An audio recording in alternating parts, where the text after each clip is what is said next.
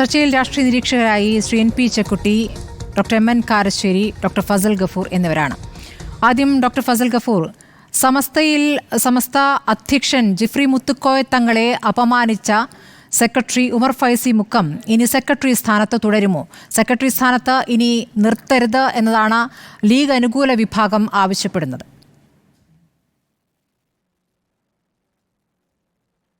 ഇതിലെ പ്രശ്നം അത്ഭുതകരമായിട്ടുള്ളൊരു കാര്യമാണ്. ഇപ്പോൾ ജിഫ്രി മുത്തുക്കോയ തങ്ങൾ അപമാനിച്ചു എന്നുള്ളതല്ല, ഇതിന് മുമ്പും തന്നെ ഉമർ ഫൈസി പല കാര്യങ്ങളിലും പല അഭിപ്രായങ്ങൾ പറഞ്ഞിട്ടുണ്ട്. അത് മുഴുവൻ തെറ്റാണെന്നൊന്നും ഞാൻ പറയില്ല. പക്ഷേ പ്രശ്നം എന്ന് വെച്ചാൽ സമസ്തക്ക് രുചിക്കാത്ത കാര്യങ്ങളാണ് അദ്ദേഹം പറഞ്ഞിട്ടുള്ളത്. ഇപ്പം തന്നെ ഞാനൊരു ചാനൽ ചർച്ചയിൽ അദ്ദേഹം, എനിക്കറിഞ്ഞൂടെ അദ്ദേഹം പറഞ്ഞാണോ അല്ലേ എന്നുള്ളത്, അദ്ദേഹം ശിവനെ പാർവതിയെയൊക്കെ അപമാനിച്ച് സംസാരിച്ചു. പ്രസംഗം വല്ലാതെ കറങ്ങി നടക്കുന്നുണ്ട് ഡോക്ടർ ഫസൽ ഗഫൂർ. അതെ, അല്ല അതാണ്, അതുകൊണ്ട് ഞാനത് പറയാൻ കാരണം അതിലൊരു തിരുത്ത് വരുത്തേണ്ടതുണ്ട്. അബ്ദുസമദ് പൂക്കോട്ടൂർ അത് വളരെ വ്യക്തമായിട്ട് അതിൽ തിരുത്ത് വരുത്തിയിട്ടുണ്ട്. ഇനി പിന്നെ അയാളുടെ വാക്കുകളെ കയറി പറഞ്ഞിട്ട് അതും മോശക്കാരെന്ന് വെച്ചു. അദ്ദേഹം വളരെ വ്യക്തമായി പറഞ്ഞു. ഞാനും അദ്ദേഹം പറഞ്ഞ വാക്കുകൾ തന്നെ പറയാൻ ഉദ്ദേശിക്കുന്നത്, ഞങ്ങളെ മുസ്ലിം സമുദായത്തെ സംബന്ധിച്ചിടത്തോളം അന്യമതസ്ഥരെന്ന് പറഞ്ഞാൽ അവർ ശത്രുക്കളെ അല്ല. അത് വ്യക്തമായിട്ട് പറയുന്നുണ്ട്. പല പല രാജ്യങ്ങളിലോട്ടും ഞാൻ പ്രവാചകന്മാരെ അയച്ചിട്ടുണ്ട്.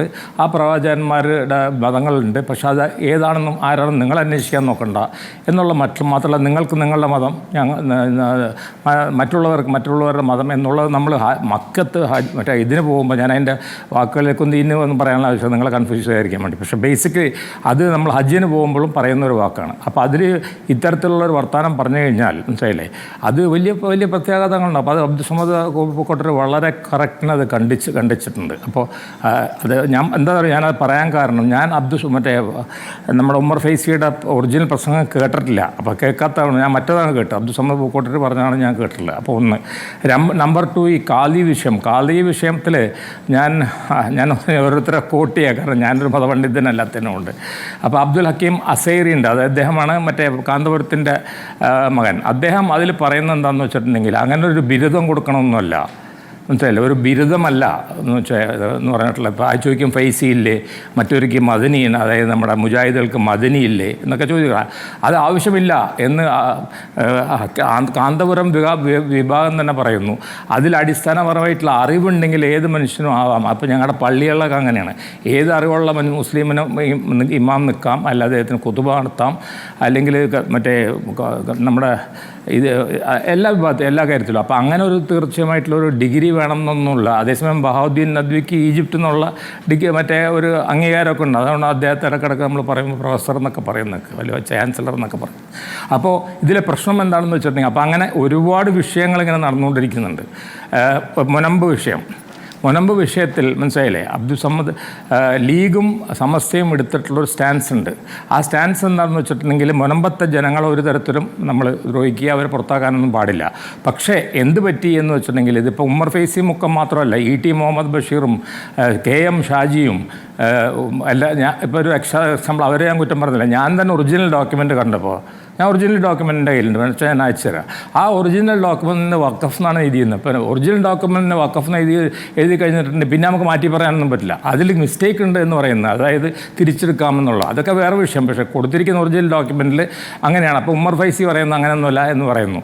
അതേമാതിരി തന്നെ മറ്റേ ഒരു നേതാവ്, ഉമർ ഫൈസിയെ മാത്രം പറഞ്ഞിട്ട് പറ്റില്ല, മുസ്തഫ മുണ്ടുപാറ, അദ്ദേഹം ഒരു ശക്തനായിട്ടുള്ളൊരു നേതാവാണ്. അദ്ദേഹത്തിൻ്റെ ലേഖനം വരുന്നു, അഡ്ജസ്റ്റ്മെൻറ്റുകൾ വഖഫിലില്ല എന്നും പറഞ്ഞിട്ട്. അപ്പോൾ അങ്ങനെയൊക്കെ ഉള്ള ഒരു പ്രശ്നം മാത്രമല്ല, ഒരുപാട് ഞാൻ തന്നെ തുടർച്ചയായിട്ട് സംസാരിക്കുന്നില്ല, ഇത് CICയുടെ പ്രശ്നം ഉണ്ടായിട്ടുണ്ട്. അതേമാതിരി തന്നെ ഒരുപാട് പ്രശ്നങ്ങൾ. CIC എന്ന് വെച്ചാൽ നമ്മുടെ കോർഡിനേഷൻ ഓഫ് ഇസ്ലാമിക് കോളേജസ്, അത് അതിരിശ്ശേരി എന്ന് പറഞ്ഞിട്ടുള്ള അവരുടെ നേതാവായിട്ടാണ് ഉണ്ടായിട്ടുള്ളത്. അപ്പോൾ പ്രശ്നം ഉണ്ടായിട്ടുണ്ട്. അപ്പോൾ ബേസിക്കലി എന്താ പ്രശ്നം എന്ന് വെച്ചാൽ, ഇതൊന്നും എൻ്റെ അഭിപ്രായത്തിൽ ഒരു പവർ സ്ട്രഗിൾ, ഒരു ഭരണം പിടിക്കാനോ അതിനുള്ള സംഭവമൊന്നുമല്ല. ഇത് എല്ലാ മുസ്ലിം സംഘടന, ഒരു കാര്യം കൂടെ പറയാം, എല്ലാ മുസ്ലിം സംഘടനകളിൽ ഈ പ്രശ്നമുണ്ട്. ആദർശപരമായിട്ടുള്ള അഭിപ്രായ വ്യത്യാസങ്ങളുണ്ടാവും, മനസ്സിലായില്ല. പിന്നെ പുരോഗമനവാദികളുണ്ടാവും, പഴയ ഇതായിട്ട് നിൽക്കുന്ന ആൾക്കാരുണ്ടാവും, പഴയ പഴഞ്ചൻ രീതികളായിട്ട് നിൽക്കുന്ന ആൾക്കാരുണ്ടാവും.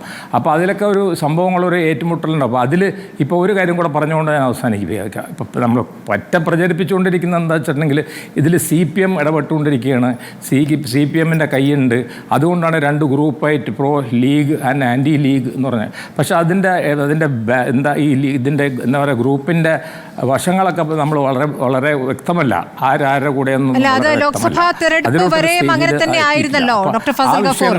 ലോക്സഭാ തെരഞ്ഞെടുപ്പിന് ശേഷമല്ലേ അത്തരത്തിലുള്ള താല്പര്യം CPM നഷ്ടപ്പെട്ടത്? അല്ല, അത് ലോക്സഭാ തെരഞ്ഞെടുപ്പിൽ എന്ത് പറ്റിയിരുന്നില്ല, ഹംസയുടെ പൊന്നാണിയിൽ ആരൊക്കെ ഒരു ഇത് കൊടുത്തു. ഇത് നമുക്ക് ഈസി ആയിട്ട് പൊട്ടിക്കാവുന്നതാണ് സമദാനി. അതുകൊണ്ട് സമദാനീനെ സമസ്ത ഒരു വലിയൊരു ഗ്രൂപ്പ് സപ്പോർട്ട് ചെയ്യും എന്ന് പറഞ്ഞിട്ടാണ് നിന്നിരുന്നത്. പക്ഷേ നമ്മളതിൻ്റെ യഥാർത്ഥ ഇലക്ഷൻ പൊളിറ്റിക്സ് പഠിക്കുമ്പോൾ കേട്ടിട്ടില്ലാത്തൊരു ഭൂരിപക്ഷത്തിനാണ് പൊന്നാനി. കാരണം ഈ പൊന്നാനി എന്ന് പറഞ്ഞാൽ ഇപ്പോഴത്തെ പൊന്നാനി പഴയ പൊന്നാനി വ്യത്യാസമുണ്ട്, നിയോജകമണ്ഡലം, ലോക്സഭാ നിയോജകമണ്ഡലം. അപ്പോൾ ഒരു വലിയൊരു തോന്നി, അപ്പോൾ വലിയൊരു ഭൂരിപക്ഷത്തിനാണ്, മനസ്സിലായില്ലേ, അതായത് സമദാനി ജയിച്ചത്. വലിയ ഭൂരിപക്ഷം എന്ന് വെച്ചാൽ പൊന്നാനിയിൽ ഇതുവരെ കാണാത്ത ഭൂരിപക്ഷത്തിന് സമദാനിക്ക് വിജയിക്കാനായി എന്നുള്ളതാണ്. അതെ അതെ. അപ്പോൾ അതിൻ്റെ അർത്ഥം എന്ത് പറ്റുന്നു എന്ന് വെച്ചാൽ സമസ്തക്ക് വലിയ ലീഗ് വിരുദ്ധ ഗ്രൂപ്പിനൊരടിയാണത്, മനസ്സിലല്ലേ.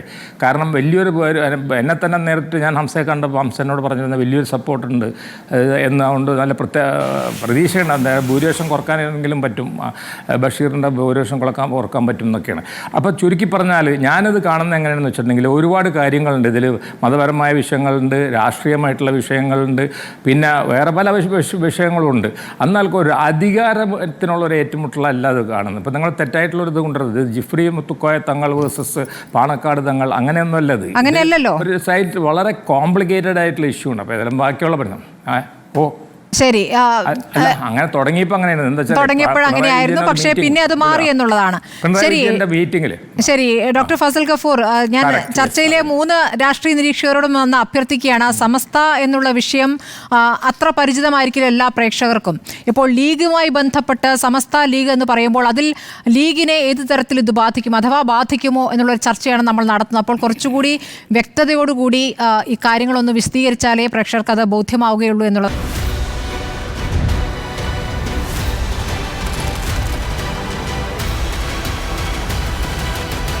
Debate with Smriti Parittikad.